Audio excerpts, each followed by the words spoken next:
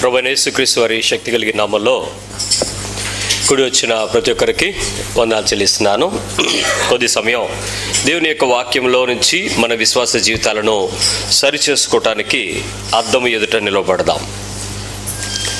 మత్తయి సువార్త 19వ అధ్యాయము, Matthew chapter 19:6. మత్తయి సువార్త 19వ అధ్యాయము 6వ వచనం. సాధారణంగా ఈ మాట పెళ్ళిళ్ళు అయ్యేటప్పుడు చెప్తారు. చదవండి మాట ఏముందో. మత్తయి సువార్త 19వ అధ్యాయము 6వ వచనం. కాబట్టి వారికను ఇద్దరు కాక ఏక శరీరముగా ఉన్నారు కనుక దేవుడు జతపరిచిన వారిని మనుషుడు వేరుపరచకూడదని చెప్పాను. యేసు ప్రభు వారు చెప్పినటువంటి మాట. దేవుడు ఏ విషయాలనైతే జతపరుస్తాడో, ఎవరెవరినైతే జతపరుస్తాడో, వేటినైతే జతపరుస్తాడో వాటిని మనం ఏం చేయకూడదు, వేరు చేయకూడదు అనే విషయాన్ని అర్థం చేసుకున్నాం. ఏమిటి దేవుడు జతపరిచినవి, ఎందుకు వేరు చేసుకోకూడదు ఆలోచించండి. ఈరోజు దేవుడు జతపరిచిన కొన్ని విషయాలను మనం చూసుకున్నప్పుడు అవి చాలా ఆశ్చర్యంగాను నవ్వు పుట్టించేదిగాను ఉంటాయి. నిజమా అన్నట్టు అనిపిస్తాయి. ఒక వ్యక్తి జీవితంలో సమస్యలు ప్రారంభించబడేటప్పుడు పునాది ఏంటి అని అంటే వివాహం. Once the marriage starts the problems begins. ఎందుకు అనంటే రెండు కలవాలి కాబట్టి. సమస్య అంతా ఒంటరిగా ఉండేటప్పుడు ఏమీ ప్రాబ్లమ్స్ ఉండవు. కలిసిన తరువాత చెప్పలేనన్ని లెక్కలేనన్ని ప్రాబ్లమ్స్ బయటకు వస్తాయి. ప్రేమించుకుంటారు, నువ్వంటే నాకు ఇష్టం, నువ్వు లేకపోతే నేను బతకలేనంటారు, చాలా తిరుగుతారు, చాలా ఎంజాయ్ చేస్తారు, ఏముండదు. పెళ్ళైన ఒక్క రోజులో స్టార్ట్ అయిపోతాయి ప్రాబ్లమ్స్. ఏంటనంటే అందుకే నువ్వు అని మొదలవుతుంది. అరే నువ్వు అంతకుముందు అలా లేవు కదంటే నువ్వు అలాగే లేవు అంటారు. ఎందుకు? ఇద్దరు కలిపిన తర్వాత ప్రాబ్లమ్స్ స్టార్ట్ అవుతాయి. ఏ ప్రాబ్లమ్స్ స్టార్ట్? అలా అని వివాహము దేవుని ఉద్దేశమా కదా? ఎందుకంటే ఆది కాండంలో ప్రారంభం వివాహంతో ప్రారంభించబడతాడు. ఎండింగ్ ప్రకటనలో వివాహము ఎండింగ్ చేయబడుతుంది. ప్రారంభం వివాహము, అంతము వివాహం, మధ్యలో జరిగేదే పరిశుద్ధ గ్రంథం, పరిశుద్ధ జీవితం. కాబట్టి వివాహము దేవుని యొక్క ఉద్దేశం కాబట్టి దేవుడు ఆ ప్రదేశంలో క్రీస్తు వారు వచ్చి కొదువుగా ఉన్న వాటిని కానాలో సంపూర్ణం చేయడం ద్వారా కానీ, మరి పౌలు దాన్ని హెచ్చించిన విధానాన్ని కానీ ఖచ్చితంగా మనకు తెలుస్తుంది దేవుని యొక్క ఉద్దేశం అని. అయితే ఈ లైఫ్ బిగిన్ చేయటానికి ఒంటరితనంతో సరిపోదని దేవుడు ఇద్దరిని కలపాలని ఆలోచన చేశాడు.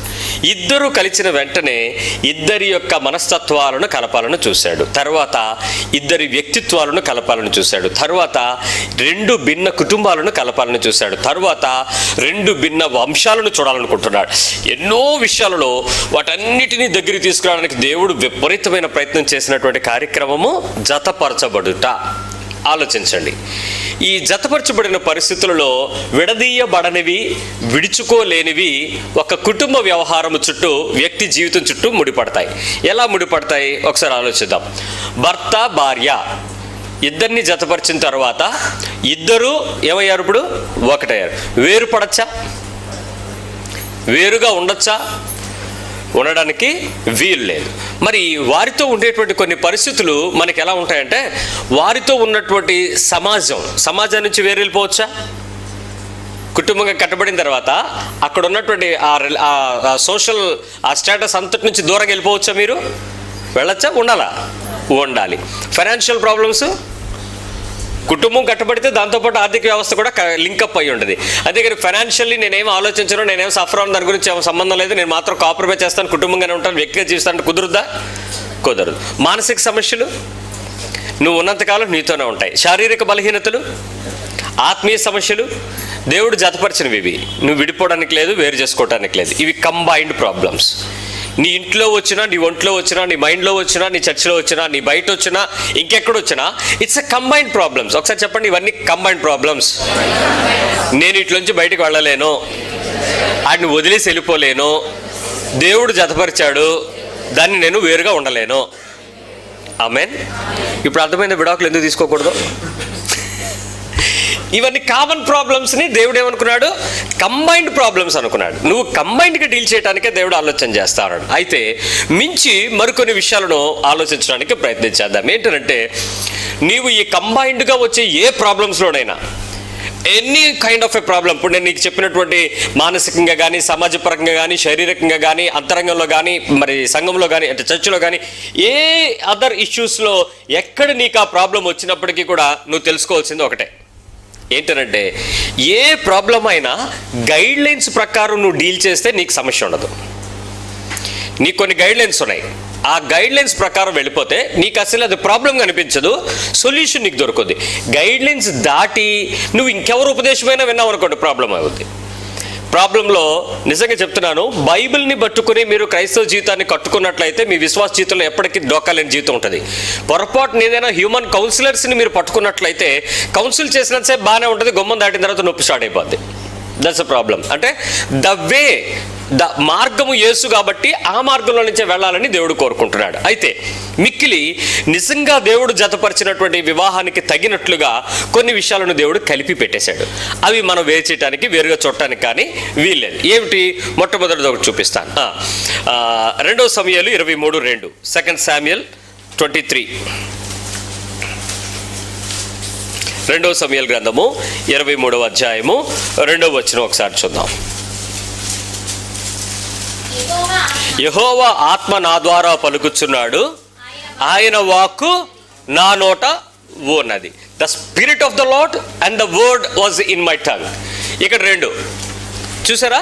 ఇక్కడ దేవుని యొక్క ఆత్మ మరియు దేవుని యొక్క మాట, ఈ 2 కూడా దేవుని ద్వారా వచ్చినవి. ఇవి సపరేట్ అవ్వవు. నీ హృదయంలో నువ్వు అర్థం చేసుకోవాల్సిన విషయాలు గుర్తుపెట్టుకోండి. మొట్టమొదటిది ఏంటి? Holy spirit and the word. పరిశుద్ధాత్మ దేవుడు మరియు మాట, వాక్యము 2 కూడా దేవుడు కంబైన్డ్గా పెడతాడు. ఇవి సపరేట్ చేయడానికి కాదు, దేవుడు జతపరిచినవి. భార్య భర్త ఎలాగైతే జతపరచబడి ఉన్నారో వారు వేరు చేయబడకూడదో, ఆత్మీయమైన పద్ధతుల మధ్య పరిశుద్ధాత్మ దేవుడు అలాగే దేవుని యొక్క మాట, వాక్యము, వాక్కు, ఈ 2 కూడా సపరేట్ అవ్వడానికి వీల్లేదు, సపరేట్ చేయబడడానికి వీల్లేదు. ఇవి 2 కలిసి ఉంటాయి. పరిశుద్ధాత్మ, కొంతమందికి ఒక అపోహ సంబంధమైన విషయాలు కొన్ని ఉన్నాయి. ఏంటంటే దేవుడు ఈ మాట ద్వారా మాట్లాడాడండి అంటారు, బైబిల్ తీసి చూపిస్తారు, కానీ పరిశుద్ధాత్మ దేవుడు దానికి ముద్ర వేయలేదన్న విషయం నీకు తెలియదు. అంటే వర్డ్ని చూపిస్తారు కానీ దేవుని యొక్క ఆత్మ నీ లోపల నుంచి చెప్పేటువంటి సంగతిని గుర్తించరు. నీవు గుర్తించాల్సింది ఏంటంటే what the holy spirit is teaching, what that same word is teaching. నీవు వాక్యము చదవడం నీకు అనుభవంగా మారితే చాలా మందికి వాక్యము చదవటం అనే అనుభవం ద్వారా చాలా విషయాలు అర్థమవుతాయి. కానీ పరిశుద్ధాత్మ దేవుడు నీతో పనిచేస్తున్న ఆ బలమైన ఆలోచనను నువ్వు గ్రహించలేవు. ఈ 2 సపరేట్. పరిశుద్ధాత్మ దేవుడు చేస్తున్నటువంటి కార్యములు, దేవుని వాక్యము చూపిస్తున్న రుజువులు ఒకటవ్వాలి. ఇవి 2 సపరేట్ అవ్వడానికి కుదరదు. It is not separated. కొంతమంది ఏం చేస్తారంటే పరిశుద్ధాత్మ గురించినటువంటి భాషలు మాట్లాడడం, అభిషేకపు వరాలు వాడడం, స్వస్థపరచు కార్యాలు, ప్రవచనాలు ఇవన్నీ జరుగుతాయి. But they don't have the word. వాక్యం ఉండదు, వాక్యం తెలీదు, వాక్యాన్ని చూపించలేరు, వాక్యంలో నుంచి ఆ విషయాలను నమ్మలేరు. సమస్య ఏమవుతుందంటే ఎప్పుడెప్పుడైతే నీ జీవితంలో ఇది సపరేట్, పరిశుద్ధాత్మ దేవుని యొక్క అభిషేకపు కార్యాలు సపరేట్ అవుతున్నాయి, వాక్యంలో నుంచి విషయాలు సపరేట్ అవుతున్నాయి నీకు తెలిసిందో, యూ షుడ్ థింక్, ఆలోచించాలి. ఏదో తేడా ఉంది ఇక్కడ, దీని గురించి మనం ఒక విషయం ఆలోచించాలి. ఎందుకో తెలుసా? పరిస్థితులన్నిటిలో కూడా మనం అర్థం చేసుకోవాల్సింది ఒకటే విషయం ఉంది. ఈ 2 దేవుడు సపరేట్ చేయలేడు అనే విషయాన్ని గుర్తించండి. అపోస్తుల కార్యాలు 1వ అధ్యాయం కొద్దాం ఒకసారి. Let us see Acts 1:16. అపోస్తులు 1:16. సహోదరుల ద్వారా 1:16 నాన్న.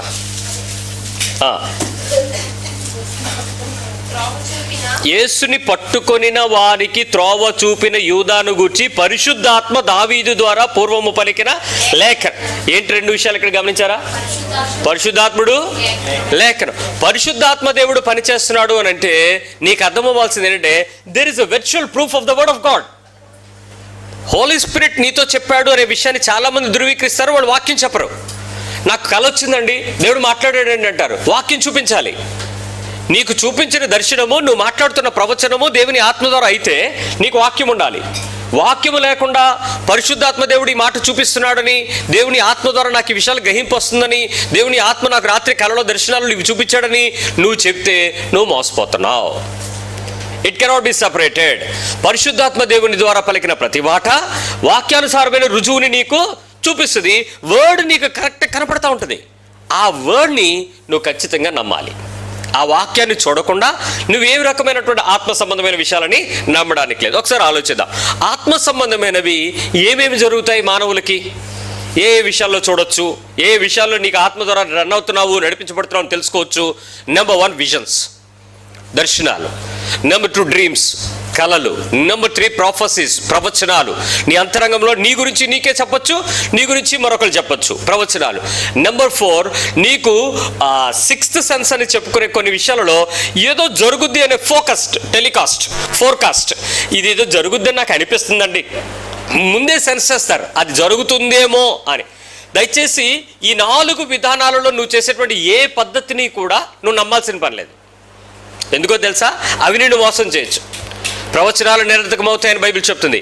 నీ జీవితంలో చాలా విషయాలు ఆగిపోవచ్చు అనే విషయాలు దేవుని యొక్క వాక్యం చెప్తుంది. కానీ నీతో శాశ్వత కాలం నిలిచి ఉండేది ఏంటిది? Only the word of God. అయితే దేవుని వాక్యాన్ని నమ్మే వాళ్ళు చాలామంది పరిశుద్ధాత్మ నమ్మరు. When they are strong in the word of God, they won't believe the Holy Spirit. అలాంటి ప్రదేశాల్లో నువ్వు ఉన్నట్లయితే నువ్వు చెక్ చేసుకో. పరిశుద్ధాత్మ దేవుని సంగతుల గురించి మాట్లాడుతున్న వ్యక్తులు, లేక పరిశుద్ధ లేఖనం గురించి మాట్లాడుతున్నటువంటి వ్యక్తులు పరిశుద్ధాత్మ దేవుని కార్యాలను గురించి కానీ, పరిశుద్ధాత్ముడి మనతో పనిచేసే విధానాల గురించి కానీ, పరిశుద్ధాత్మని ద్వారా వచ్చే ప్రత్యక్షతలు కానీ లేవు అని ఎవరైనా చెప్తే వాళ్ళకి దూరంగా ఉండండి. This is end time problem.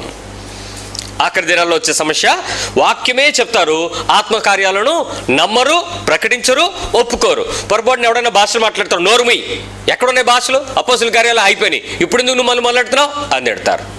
లేదు, భాషలు నేటికి ఉన్నాయి, స్వస్థతలు నేటికి ఉన్నాయి, విడుదల పరిచర్యలు నేటికి ఉన్నాయి. ఆత్మ ద్వారా నీవు అనేకమైన విషయాలు ఈరోజు కూడా నువ్వు చేయగలవు.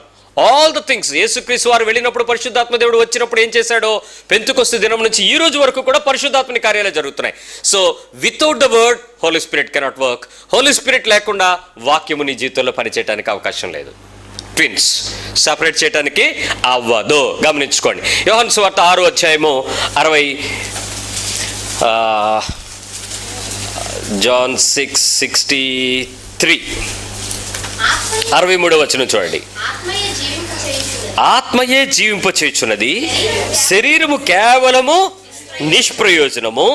నేను మీతో చెప్పియున్న మాటలు ఆత్మయు జీవమై ఉన్నవి. ఒక్క నిమిషం. మాటలు అనగా వాక్యము, the word, what ever he speak. యేసుక్రీస్తు వారు మాట్లాడిన ప్రతి మాటలో మాట ఉన్నది, ఆత్మ యొక్క జీవము కలిగి ఉన్నాయి. సో పరిశుద్ధాత్మ దేవునితో పనిచేసే అనుభవానికి, వాక్యమును చూచుకొని దానిలో నడిచే అనుభవానికి క్రైస్తవుడు రాకపోతే నీవు మోసగించబడడం ఈజీ. నువ్వు అప్పుడు ప్రవక్తుల చుట్టూ తిరుగుతావు, పాస్టర్ల చుట్టూ తిరుగుతావు, ప్రార్థన చేయించుకోవడానికే బతుకుతావు. దాన్ని దాటాలి. ఆ ఫోన్ తీసి దూరం పెట్టండి అవుతున్నారా, పెట్టే సైడ్ దూరం పెట్టు. సో ప్రతిసారి గమనించుకోవాల్సిన విషయం ఏంటంటే, దేవుని యొక్క మాటను అర్థము చేసుకోనివ్వకుండా, దేవుని యొక్క మాటలో పూర్తి వివరాత్మకమైనటువంటి బైబిల్ కాలేజ్, థియాలజీ సెమినరీస్, వాటికి సంబంధించిన విపరీతమైన డాక్టరల్ పుస్తకాలు విపరీతంగా బుర్రపుచ్చుకున్న పరిశుద్ధాత్మ దేవుడు పనిచేసే విషయాన్ని నీవు అర్థం చేసుకోకపోతే నీ జ్ఞానం వెర్రితరమే. Maybe you are a scholar, maybe you are an employee, maybe you are a good pastor, maybe you are a Bible college teacher, but you're not the God's worker. దేవునితో కలిసి పనిచేసే ఆత్మయు మరియు జీవము కలిగి ఉన్న వ్యక్తివి కాకపోవచ్చు. చాలా మందికి మనకి ఇక్కడ ప్రాబ్లం ఏంటంటే, పరిశుద్ధాత్మ దేవుడు నీతో ఎలా పనిచేస్తాడో నువ్వు తెలుసుకోకపోవడం. నేను ఉదాహరణకు 2 మాటలు చెప్తాను, గమనించండి. ఎర్లీ మార్నింగ్ లేచిన వెంటనే ఎవరైతే వాక్యం చదువుతారో, ఎవరైతే వాక్యాన్ని చూసుకుంటారో, వాక్యాన్ని కొద్ది నిమిషాలు దాని గురించి ఆలోచిస్తారో, వారితో పరిశుద్ధాత్మ దేవుడు పనిచేసే విధానం వేరుగా ఉంటుంది. ఎవరైతే లేచి ప్రార్థన చేసుకుని కార్యాలు చేస్తారో వారితో పరిశుద్ధాత్మ దేవుడు చేసే పనులు వేరుగా ఉంటాయి. ఎవరైతే ప్రార్థన వాక్యము కలిపి ధ్యానాత్మకంగా ఉంటారో వారితో పరిశుద్ధాత్మ దేవుడు చేసే కార్యాలు వేరుగా ఉంటాయి. 3 సపరేట్. ఏది ఒకటంతా ఒకటి మ్యాచ్ అవ్వదు. చదువు రాదండి, నాకు వినవచ్చు కదండి, వినవచ్చు కదా. ఈ రోజుల్లో ప్రతి ఫోను 1200 రూపాయలు పెట్టిన ప్రతి ఫోన్కి 8 GB expandable to 32 GB memory card పెడుతున్నాడు. 1200-1300 దొరుకుతుంది ఆ ఫోన్. దానిలో నువ్వు ఆడియో బైబిల్ వేసుకుని నీ ఇంట్లో నువ్వు పెట్టుకుని సొల్లు మాటలు ఆపి సెల్లో నుంచి వచ్చే దేవుని మాట కూడా వినొచ్చు. There is a possibility. Memory card అవకాశాలు ఉన్నాయి. ఆడియో బైబిల్ వినొచ్చు, పని చేసుకుంటూ వినొచ్చు, బట్టలు చూస్తూ పని చేయొచ్చు, ఎప్పుడైనా వినొచ్చు. వాక్యము చదవకపోయినా వినే అవకాశాలు ఉన్నాయి. అందుకే బైబిల్ ఏం చెప్పాడంటే, ముందుగానే పరిశుద్ధాత్ముడి జ్ఞానముగా వినుట వలన విశ్వాసం అన్నాడు, చదువుట వల్ల. దివారాత్రులు చదువు, ధ్యానించు, అది వేరే విషయం. వినుడి ద్వారా నీకు ఫెయిత్ని ఇంప్రూవ్ చేయడం గురించి ముందు చదవడం అనే మాట చెప్పాలి, వినడం అన్నాడు. రెండింటిని గమనించుకోవాలి. సో ఎక్కువ సమయము వర్డ్తో నేను కంపారిజన్ కలిపి చెప్తాను. 3 ఎగ్జాంపుల్ చెప్తాను, వినండి.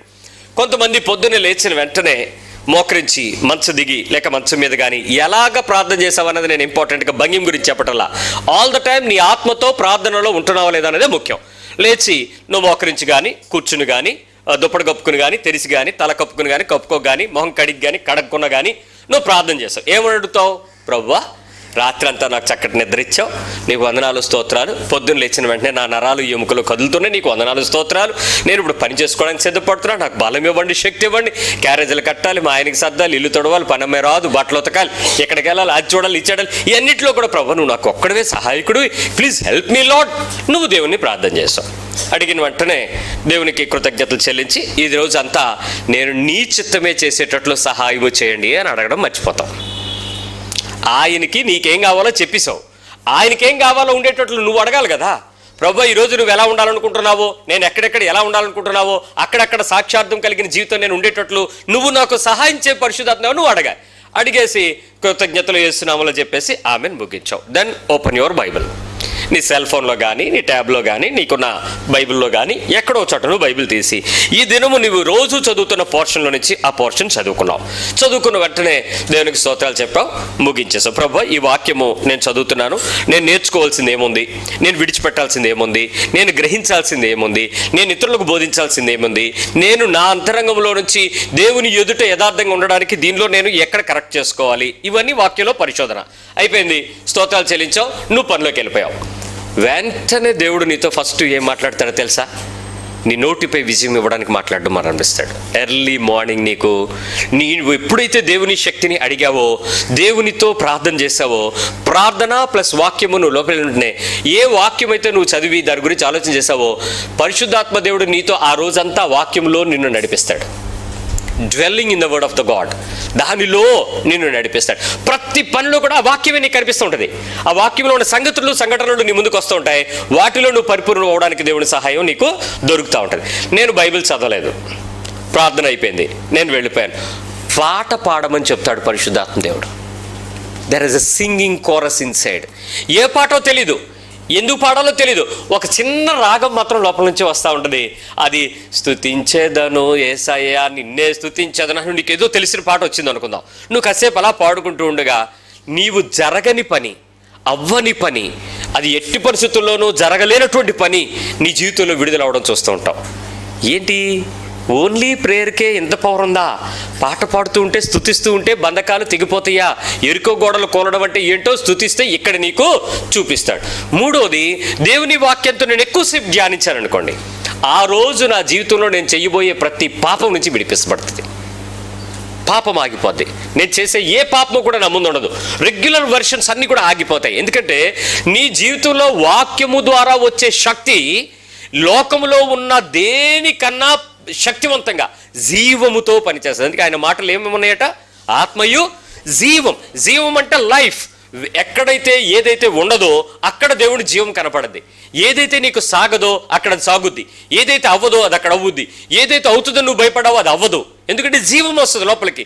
చచ్చిపోయిన గోధుమ గింజల నుంచి విత్తనం వచ్చి లక్షల విత్తనాలు పంట వచ్చినట్లు నీ జీవితంలో ఉన్న వాక్యము జీవముగా పనిచేస్తుంది. పరిశుద్ధాత్మ దేవుడు పనిచేస్తాడు.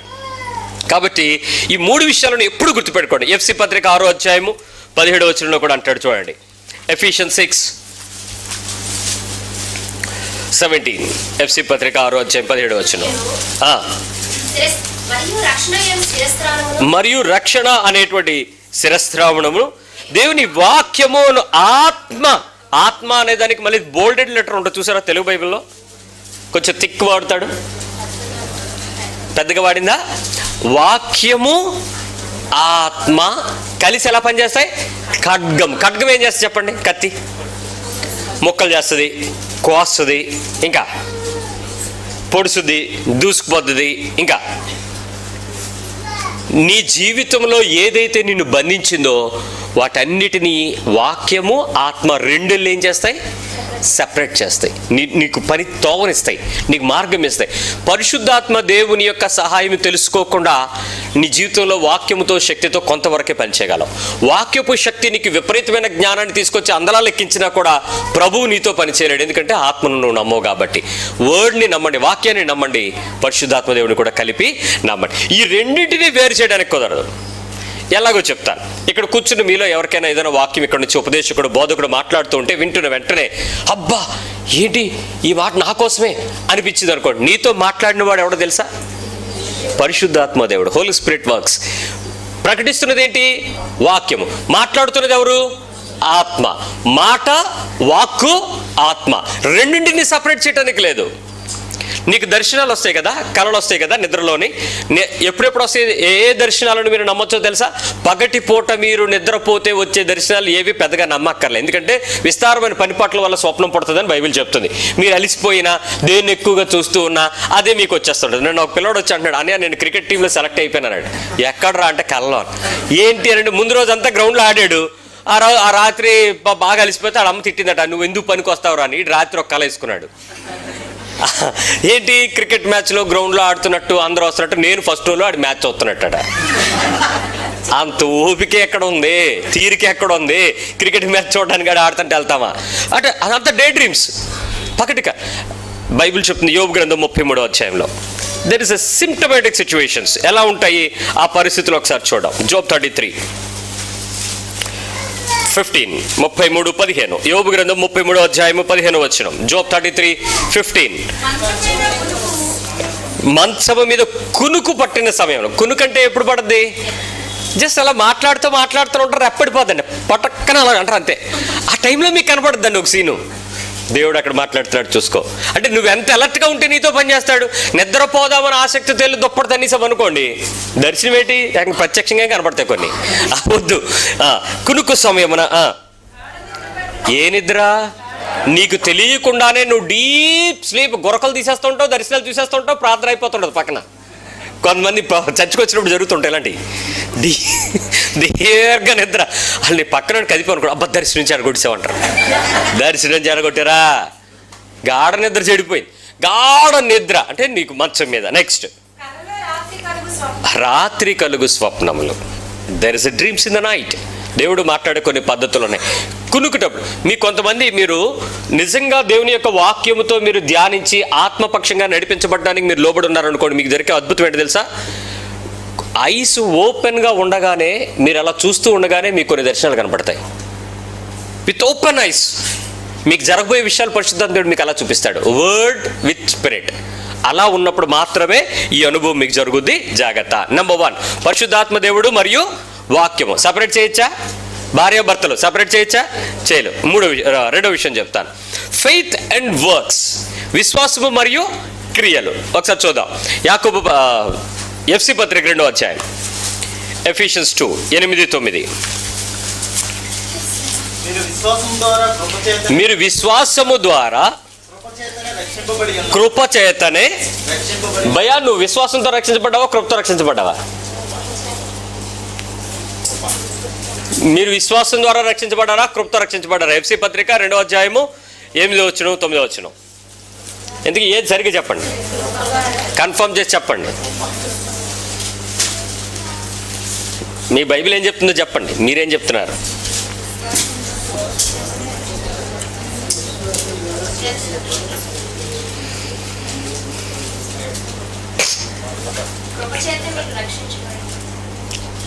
విశ్వాసము ద్వారానా, కృప ద్వారానా?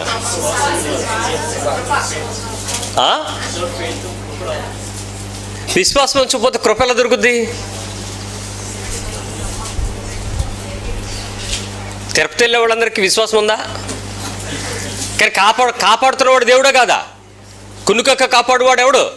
వాళ్ళ దేవుడికి పొద్దున మూసేస్తారు, రాత్రి మూసేస్తారు, బయటికి రానివ్వరు, వెళ్ళిపోతాడని భయం. ఈయనకి ఆ ప్రాబ్లం లేదు. ఎందుకు? ఇజ్రాయెల్ని కాపాడువాడు నిద్రపోడు కదా, ఈయనకి ఎందుకు బాధ? ఇప్పుడు చెప్పండి, మరి కృప ఎవరిది, కాపుదల ఎవరిది? మరి విశ్వాసం ఏది ఇంపార్టెంట్? 9వ వచనం చదవండి, మీకు క్వశ్చన్ మార్క్ దొరుకుద్ది అక్కడ. అది క్రియల వలన కలిగినది కాదు గనుక ఎవడును అతిశయపడా నేను విశ్వాసం ఉంచాను అందుకే రక్షించబడా, సారీ, అది నీ వల్ల కలిగింది కాదు. నేను కృప ద్వారా రక్షించబడాను, సారీ, అది కూడా నీ వల్ల కాదు. కృప విశ్వాసము వరములుగా వచ్చినాయి, ఈ రెండింటిని సపరేట్ చేయడానికి అవదు. నీ రక్షణ విషయంలో ఎవడైనా ప్రశ్నిస్తే నువ్వు ధైర్యంగా చెప్పు, నేను by grace of the God, దేవుని యొక్క వరము వలన నేను కృపలో నా విశ్వాసాన్ని పట్టి దేవుడు నన్ను రక్షించుకున్నాడు. It cannot be separated. నీలో విశ్వాసాన్ని కానీ కృపను కానీ, చాలామంది ఇక్కడ కృపను నిర్లక్ష్యం చేస్తారు, విశ్వాసాన్ని ఎక్కువగా పనిచేస్తారు. ఐఎమ్ సారీ, విశ్వాసం నీకు ఎన్ని పాళ్ళు ఉందో కృప దానికి అన్ని రెట్లు పాళ్ళు పనిచేయాలి. కృప ఎంత ఉందో కృపకు అన్ని రెట్లు పాళ్ళు విశ్వాసం నీలో ఉండాలి. ఈ రెండింటిని వేరు చేయడానికి కుదరదు. నిజం చెప్పండి, మీరు కృప నమ్ముతారా, విశ్వాసం నమ్ముతారా? దేన్ని నమ్ముతున్నారు? ఫెయిత్ నమ్ముతారు. Faith gives miracles. విశ్వాసం అద్భుతాలు చేస్తుంది, విశ్వాసం నీ క్రియలు చేస్తుంది, విశ్వాసం లేని వాటిని ఉన్నట్లుగా చేయగలదు, విశ్వాసం ఆకాశంలో నుంచి తెగి గొప్ప విషయాలు రప్పించగలదు. కానీ కృప నిన్ను రక్షించగలదు. ఏది కావాలి? నేను రక్షించు కృప కావాలా, నిన్ను పోషించు దీవెనలు కావాలా? కృప ఉత్తమం అని. అందుకే దావీదు అంటాడు, కృప జీవము కంటే ఉత్తమమైనది. నీ వల్ల కానప్పుడు, నీ వల్ల అవ్వలేనప్పుడు, నువ్వు చేయలేనప్పుడు, నువ్వు ఇవ్వలేనప్పుడు, నువ్వు తీసుకోలేనప్పుడు అర్హత మించి నీకు ఇచ్చినది కృప. అది దేవుడు నిన్ను పట్టుకోవడంలో ఎంత కృప ఇచ్చాడో చూడండి. ఇక్కడ విశ్వాసం లేకుండా కృప రాదు, కృప లేకుండా విశ్వాసం పనిచేయదు. అయితే ఈ రెండింటికి జాయింట్ వచ్చిన ఒకటి ఉందండి. యాకోబు పత్రిక 2వ అధ్యాయం, జేమ్స్ 2:24. జేమ్స్ 2:24 తొందరగా చూద్దాం, చాలా విషయాలు ఉన్నాయి. మనుషుడు విశ్వాస మూలమున మాత్రమే కాక క్రియల మూలముగా నీతిమంతుడని ఎంచబడునని మీరు దీని వలన. ఇప్పుడు విశ్వాసానికి ఆధారం ఏంటి? క్రియలు. క్రియలు లేని విశ్వాసం ఏంటి? చచ్చిపోయింది. ఇక్కడ చచ్చిపోయిన విశ్వాసంలో చాలా మంది నడుస్తూ ఉంటారు. ఏమండి, నా వైపు చూడండి అందరూ. నా నోరు దేవుడు అదుపు చేయగలడు, ఆమేన్ అనండి, ఆమేనండి. మీరే చెప్పండి మళ్ళీ ఒకసారి ఆ మాట. నా శరీరాన్ని దేవుడు అదుపు చేయగలడు. ఎవరు పిల్లలు మాట్లాడండి, మీరు అందరూ మాట్లాడండి. నా శరీరాన్ని దేవుడు అదుపు చేయగలడు, నా ఆలోచనలను దేవుడు అదుపు చేయగలడు, నన్ను పూర్తిగా దేవుడు అదుపు చేయగలడు. నీ హక్కెంత, దేవుని హక్కెంత నీ మీద? ఇప్పుడు నీ అధికారం ఎంత, దేవుని అధికారం ఎంత నీ మీద? దేవుడు అదుపు చేయగలడా లేదా? మీరు నమ్మారా లేదా? రైట్. ఇప్పుడు నేను పాపం చేస్తే దేవుడు ఆపగలడా? నా నోటిని నేను తిడతాను అనుకుంటున్నానండి, ఆపుతాడు దేవుడు? దై అని మూస్తాడు, చేయొచ్చి మూడు ఎక్కడి నుంచో ఇస్ అంటాడు ఎవడైనా. ఎలాగా మరి నన్ను ఆపడం ఎలాగా? ఎవరైనా ఆపుతారా? దేవుడు ఆపగలడా? పరిశుద్ధాత్మ దేవుడు పాపం చేయకుండా ఆపగలడా? అన్లెస్ అంటిల్ నన్ను నేను దేవునికి భయపడేవాడిగా దేవునికి అప్పగించుకుంటే తప్ప దేవుడు నాతో పనిచేయడు. I should surrender myself. యవనస్తులు వింటున్నారా? నీకు నువ్వు నీ శరీరం మీద కానీ, నీ ఆలోచన మీద కానీ, నీ క్రియల మీద కానీ నీ అధికారాన్ని యేసుకు అప్పగించాలి. యేసుకు లోబరిస్తేనే పరిశుద్ధాత్మ దేవుడు నీతో పని చేపిస్తాడు. అక్కడ నీకు నీ నోటిని అదుపు చేయడమేమో క్రియ, నిన్ను ఆ పరిస్థితుల్లో ఇబ్బంది లేకుండా నడిపించడమేమో కృప. రెండూ పనిచేస్తాయి. ఇప్పుడు మీరు ఇంట్లో జరుగుతున్న ప్రతి దైనందిక జీవితాల్లో మీరు చేసే అసభ్యకరమైన, అసహ్యకరమైన, శరీరానుసారమైన, లోకానుసారమైన అనేక ఐహిక విచారాల మధ్య కృప మిమ్మల్ని రక్షిస్తుంది. మన పాపాలకి జీతం ఇస్తే ఎంత అవుతుంది చెప్పండి? కొలుసుకుంటే ఎంత ఉండదు మీ ఒళ్ళో? మీరు మొయ్యలేనంత మీ నెత్తి మీద మీ పాపభారం పడిపోయి ఉండేది. మరి కృప ఏం చేస్తుంది మిమ్మల్ని? మరి క్రియలేవి? క్రియలు లేకుండా విశ్వాసం పనిచేయదు. విశ్వాసంగా ఉండాలంటే కృప కావాలి. కృపకు విశ్వాసానికి మధ్యలో నీ ఆత్మీయ క్రియలు పనిచేస్తాయి. ఇది లాజిక్కే కానీ ఆత్మానుసారంగా నువ్వు ఎప్పుడైతే సిద్ధపడతావో నీ జీవితంలో దేవుడు అద్భుతంగా పనిచేయడం ప్రారంభిస్తాడు. ఉదాహరణ చూద్దాం. అపోస్తుల కార్యాలు 2వ అధ్యాయంలో 38వ వచనంలో అబ్రహాం గురించి చెప్పిన మాట ఒకసారి చూద్దాం. అపోస్తుల కార్యాలు యాక్ట్స్ 2:38.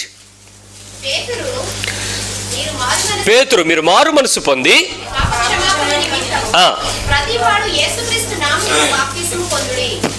నమ్మి ఏం చేయాలి? ఇప్పుడు వీళ్ళందరూ పాపక్షమాపణ, మారు మనసు పొంది పాపక్షమాపణ నిమిత్తము ప్రతివాడు బాప్తిస్మం పొందుడి, పొందుతారు. తర్వాత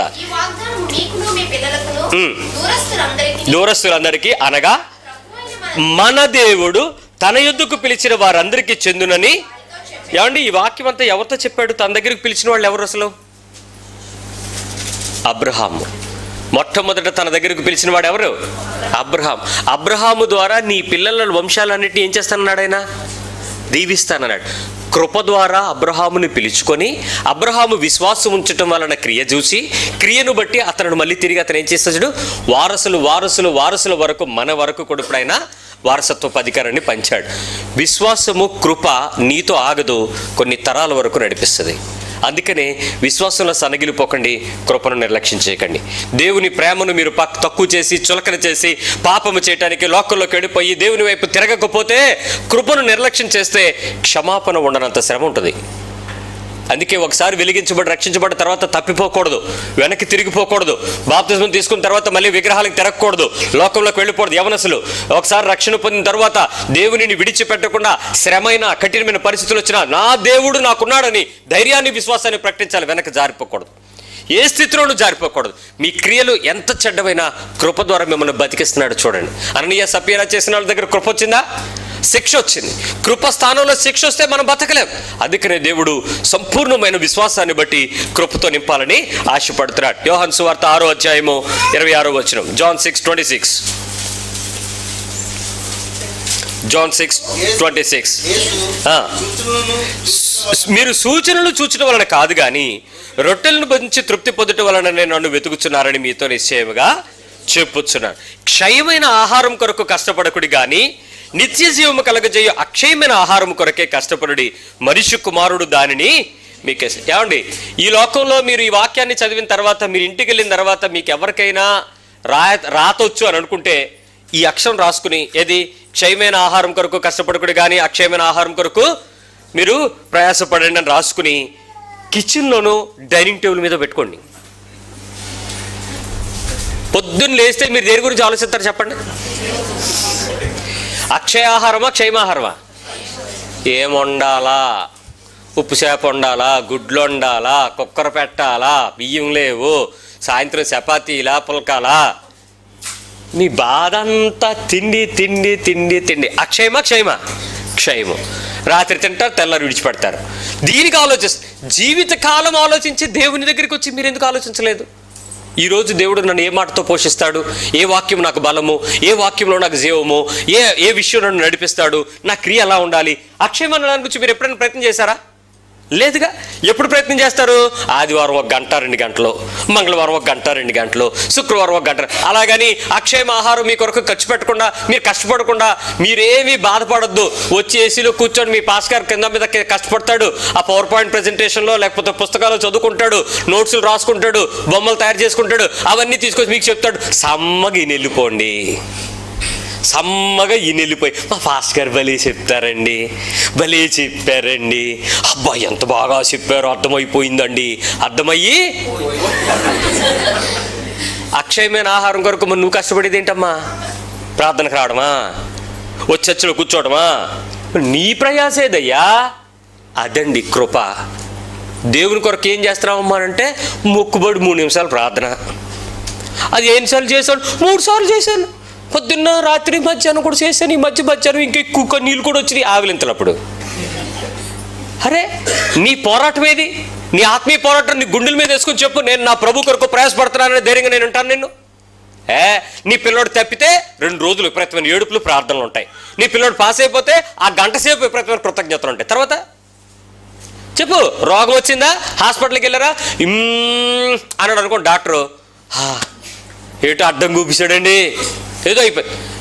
మళ్ళీ అదే రిపోర్ట్లు, ఇది నీది కాదమ్మా రిపోర్ట్ అన్నాడు అనుకోండి. ఇంకా అసలు పాస్టర్, ప్రార్థన, దేవుడు ఏం అక్కలే. అమ్మయ్యా దేవుని స్తోత్రం అని ఇంకా అయిపోయింది. నిజంగా నీ ఇంట్లో శ్రమ వచ్చినా, సంతోషం వచ్చినా 1 రోజుకి మించి నువ్వు దేవునితో ఉండగలుగుతున్నావా? నోవే.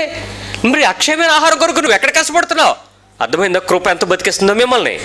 క్షయమైన ఆహారం కొరకు ఉద్యోగం ఏం చేయాలి, జీతం ఎలా వాడాలి, ఇన్వెస్ట్మెంట్ ఎలా పెట్టాలి, పొదుపు సంఘంలో ఎలా పెట్టాలి, డ్వాక్రా లోన్ తీసుకుని దేనికి మార్చాలి, ఈ తిప్పలకే చచ్చిపోతున్నావు నీ బతుకంతా.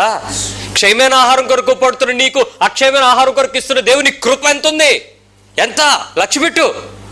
ఉద్యోగాల గురించి, పిల్లల గురించి, భవిష్యత్తు గురించి, వాళ్ళ ఉద్యోగాల జీవితాల గురించి, పెళ్ళిళ్ళ గురించి, వీటి గురించి, క్షయమైన వాటి గురించి ఆలోచిస్తున్నావు. అక్షయమైన దేవుని రాజ్యం గురించి ఏముంది నీ మైండ్లో తలంపు? ఎంత ఉంది?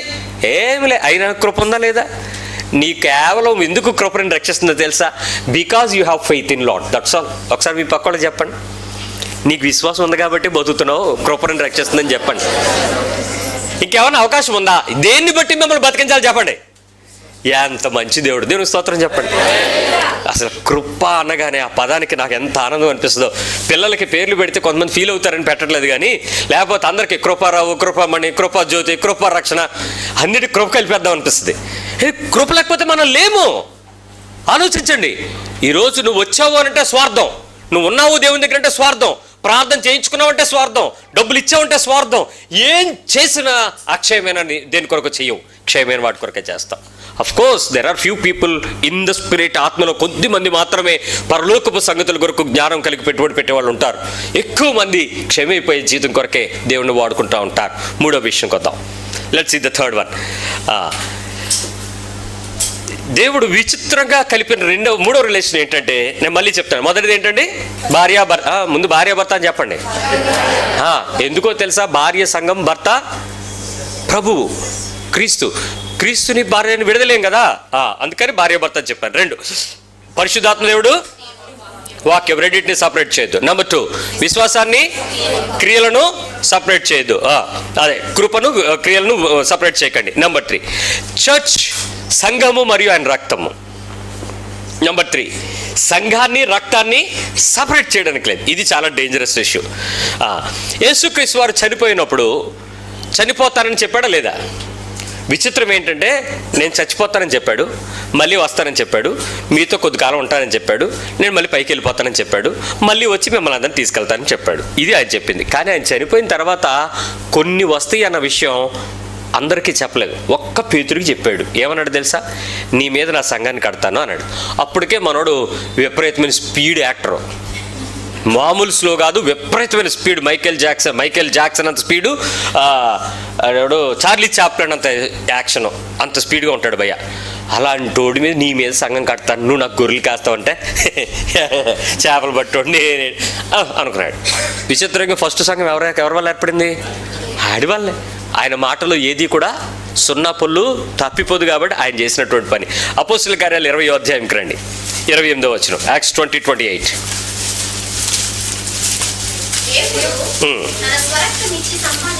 ఆయన తన స్వరక్తమిచ్చి సంపాదించిన తన ఎవరిది? తన బేతేల్ చర్చి పాస్టర్ గారు ఎవరు? ఎమ్మాన్యుయల్ చర్చి పాస్టర్ గారు ఎవరు?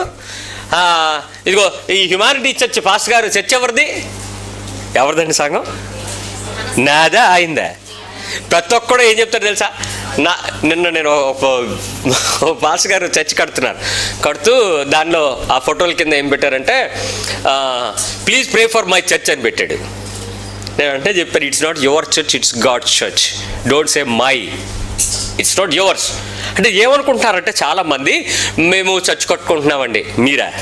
ఎవరు చర్చ్ కడుతున్నారు? మీ చర్చా? ఎవరి చర్చ్ అది? స్వరక్తమిచ్చి. ఆయన చనిపోయిన తర్వాత ప్రారంభించబడినటువంటి విషయాల్లో 2 ప్రాముఖ్యమైనది ఏంటంటే, మొదటిది రక్తము, రెండవది సంఘము. రక్తము సంఘము విడదీయడానికి వీల్లేదు. Blood and the church, it cannot be inseparated. అది చెయ్యలేము నువ్వు ఏ పరిస్థితుల్లో కూడా. అయితే స్వరక్తం ఇచ్చి కొన్నటువంటి సంఘము. చూడండి, ఎఫ్సి పత్రిక 2వ అధ్యాయంకి రండి.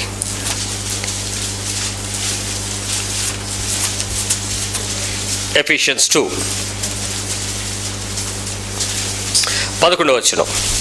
కాబట్టి మునుపు శరీర విషయంలో అన్యజనులైండి, శరీరమందుతో చేయబడిన సున్నతి గలవారు అనబడిన వారి చేత సున్నతి లేని వారు అనబడిన వీరు ఆ కాలమందు ఇజ్రాయేలుతో సహపౌరులు కాక, ఇంకా కిందకు వచ్చి 14 వచనం. క్రీస్తు యేసునందు క్రీస్తు రక్తము వలన మీరు ఏమై ఉన్నారు? ఇప్పుడు ఇప్పుడు మీరు సంఘంలోనికి వచ్చారు అని అంటే దేని వల్ల వచ్చారు? రక్తం వల్ల వచ్చారు. ఇక్కడ గమనించండి, ఎవడైనా చర్చిలోకి వచ్చిన తర్వాత మా కులం వేరు మీ కులం వేరన్నా, మీ ఊరు వేరు మా ఊరు వేరు అన్నా, మేము నల్లోళ్ళు మేము తెల్లోళ్ళం అన్నా, మీరు ఆళ్ళు ఈళ్ళు అని ఇంకేదేని బట్టి మాట్లాడినా మీరు భయంకరమైన నేరం చేస్తున్నారు. ఏంటో తెలుసా?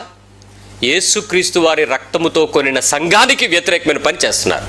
It's two danger.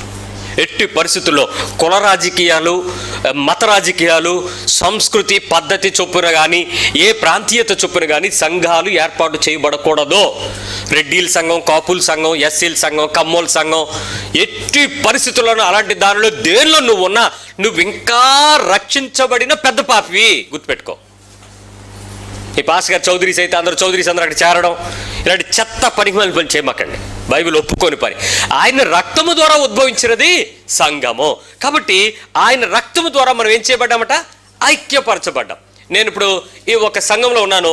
ఈ సంఘం నుంచి నేను వెళ్ళిపోదాం అనుకుంటున్నాను. నాకేవో గాయాలు కలిగినాయి, కష్టాలు కలిగినాయి, నాకు బాధ కలిగింది, నాకు ఇబ్బంది ఉంది, నన్ను పట్టించుకోవట్లేదు, నన్ను పలకరించట్లేదు, నాకు ఇవ్వట్లేదు, నాకు చేయట్లేదు, అందరూ వాళ్ళే పాటలు పాడుకుంటున్నారు, నన్ను పాడనివ్వట్లేదు, నన్ను బైబిల్ చదవనివ్వట్లేదు. ఆవిడైతే మరి వచ్చిన పాస్టర్ గారు వాళ్ళందరినీ పలకరిస్తారు, నన్ను మాట్లాడరు అసలు. పాస్టర్ గారు అయితే కొంచెం అప్పుడప్పుడు సెకండ్ ఇస్తుంటాడు, అప్పుడప్పుడు ఇవ్వడు. ఏంటో నాకు చాలా ఇబ్బందిగా ఉంది, నేను చచ్చి మారిపోదాం అనుకుంటా.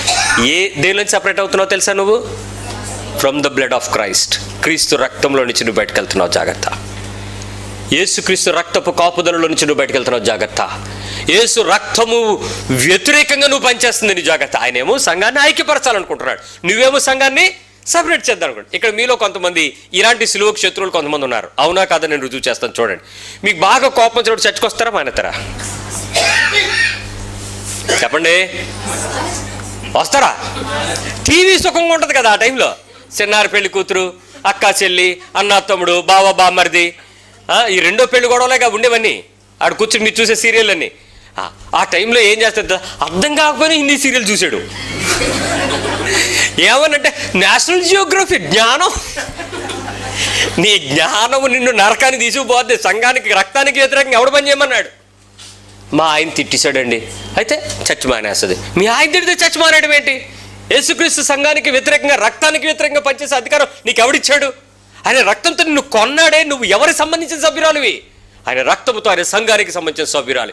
ఒక ఆయన అన్నాడు, పాస్టర్ గారు నాకే చర్చి లేదు, నేను అక్కడికి వెళ్ళను, నాకు ఏ గొడవ లేదన్నాడు. జాగ్రత్త, రక్తంలో నుంచి చుక్క బయటపడిపోతే ఏమవుద్ది? రక్తంలో నుంచి చుక్క బయటపడితే ప్రాణం ఉంటుందా? రక్తంలోనే చుక్క కదులుతూ ఉంటే ప్రాణం ఉంటుందా? నీ బాడీలో ఉంటే బ్లడ్ ప్రాణంతో ఉంటుందా? బాడీ బయటపడితే ప్రాణంతో ఉంటుందా? అంతే. నువ్వు ఆ బాడీ నుంచి బయటికి వెళ్ళిపోతున్నావు, చచ్చిపోతావు. జాగ్రత్త. గడ్డగట్టేద్దు కొద్ది రోజులకు రక్తం. ఆ తర్వాత నీకు ప్రాణం ఇద్దామన్నా దాన్ని తీసుకెళ్ళి లోపలేయడానికి అవుద్దా? అవదు. నువ్వు మింగితే కిందకు వచ్చేస్తుంది, బ్లడ్లో కలవదు. జాగ్రత్త. రక్తానికి వ్యతిరేకంగా ఎట్టి ఆలోచన తీసుకోవద్దు, ఎట్టి ప్రయాణం చేయదు. దేవుని సంఘమును అనే విషయాన్ని నువ్వు గుర్తొచ్చిన వెంటనే ఒళ్ళు పులకరించి, అయ్యో నా దేవుని ఇంటికి నేను వెళ్తున్నానని నువ్వు పరిగెత్తాలి. దేవుని రాజ్యంలోనికి తీసుకుని వెళ్ళే ఒక స్థానం అని నువ్వు గుర్తించాలి. సంఘాన్నే విడిచిపెట్టి దేవుని రాజ్యానికి వ్యతిరేకంగా నువ్వు చేసే ప్రణాళిక దేవుడు ఎలా అంగీకరిస్తాడు అనుకున్నారు? కాబట్టి సంఘములో రాజకీయాలు చేస్తే ఎవరితో రాజకీయాలు చేస్తున్నావు? నీ రక్తానికి నువ్వు కొకైన్ ఎక్కించుకున్నట్టే, డ్రగ్స్ ఎక్కించుకున్నట్టు. ఎవరు రక్తం పాడైపోద్ది చెప్పండి? నీ రక్తం పాడైపోద్ది. సంఘము విషయంలో దేవుడు చాలా ఆలోచన కలిగి ఉంటాడు. ఎందుకో తెలుసా? ఒక అద్భుతం చెప్తాను వినండి. నేను ఇక్కడ సంఘం నడిపిస్తున్నాను, మీరందరూ కూడా దేవుని సంఘంలో సభ్యులై ఉన్నారు. మీకు నేను పేర్లు పెట్టుకున్నాను, మీ పిల్లలకి నేను పేర్లు పెట్టుకున్నాను. మీరు నా వారయ్యారు, నేను మీ వారిని అయ్యారు. మనం ఒక ఇంటి వారమయ్యాం. ఎవరిల్లది? దేవుని ఇల్లుగా మారిపోయింది. పెద్ద భూకంపం వచ్చింది జపాన్లో. ఇందాక 5.4 వచ్చింది భూకంపం. మరి మన ఆంధ్ర కూడా ఉందంట కదా, భారతదేశంలో కూడా పెద్ద భూకంపం ఉందంటున్నారు కదా, అందుకే ఆస్తులు అమ్ముతున్నారు కొంతమంది. పెద్ద భూకంపం ఉందంట. ఆ పెద్ద భూకంపం రేపు ఎల్లుండో వచ్చేసింది. మొత్తం ఈ 3 అంతస్తుల బిల్డింగ్ ఏం నామరూపాలు లేకుండా అయిపోయింది. మనుషులు బతికి బట్టకట్టాంలేండి. ఇక బతుకు జీవుడా పార్థిపురంలో అయితే పడిపోయినా ఏమవ్వదు, అక్కడ పెద్దది కదా, ఇలా బయటికి వెళ్ళిపోవచ్చు, ఇక్కడ కింద దిగేలోకి చచ్చిపోతామని చెప్పి నేను చచ్చి మార్చేశాను. 10 సంవత్సరాల తర్వాత కాలం మారిపోయింది. ఇదంతా శ్మశానం, మట్టి ఎత్తుకోవడానికి సరిపోయింది.